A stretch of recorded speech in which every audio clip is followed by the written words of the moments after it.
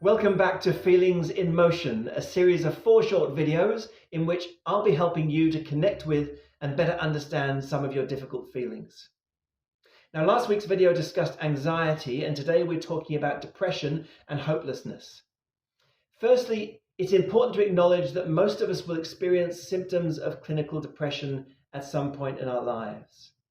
Sadness, fatigue, low self-esteem, and social withdrawal are all common responses to a loss, relationship conflict, or a difficult life transition. But clinical depression, experienced by about 1 in 5 Australians in their lifetime, differs from short-term adaptive episodes because it's persistent and it feels all-encompassing. Symptoms vary, but if you're experiencing all of those that I've mentioned for more than a couple of weeks, it's likely that you're experiencing clinical depression. Now, there's no singular explanation for what causes it. Contributing factors include grief and loss, social isolation, illness, genetic and biological factors. Studies have also clearly shown causal links between depression and past trauma or distressing life events.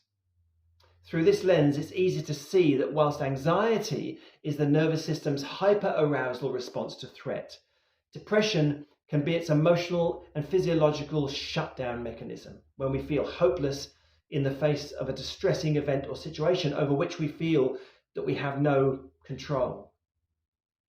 Now, if we feel that our fundamental emotional needs are repeatedly unheard or rejected, it makes sense that we might consciously or unconsciously dissociate from our painful feelings, effectively becoming emotionally numb or depressed to protect ourselves from further hurt.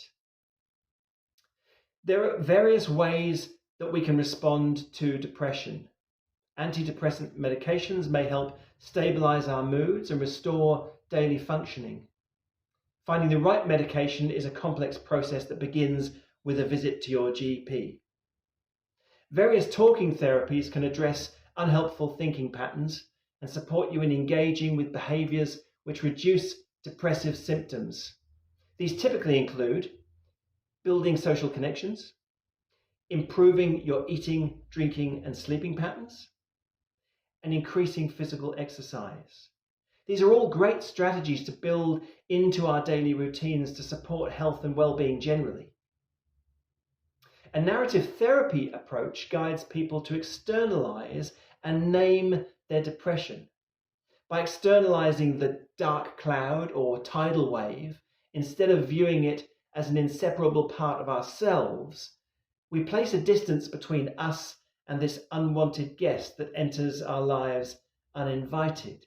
And the more we learn about how it operates and asserts influence, the more we can become strategic in finding ways to push back when we've had enough. In this way, it's possible to forge a new relationship with our depression. Now, when depression is the result of past trauma or unmet emotional needs taken inward, it's important to identify and address its root cause and the unhelpful stories about our self-worth that have been allowed to grow from this. Our depression may well be a secondary emotion response to a primary emotion of anger, sadness, or even shame resulting from past events that we just haven't been able to appropriately express. And when we don't find an effective and appropriate way to express difficult feelings, they've got a sneaky way of just sitting there in the background, ensuring that we never quite live as fully in the present as we truly wish that we could. A skilled trauma-informed counsellor can help you to better understand your depression and begin to take proactive steps towards taking back your life. I'm Chris from A Single Step Counselling and Coaching. Please follow my page, share your comments, and feel free to share this video. You can also go to my website to book a free 30-minute first step conversation with me and find out how I can further support you or your relationship.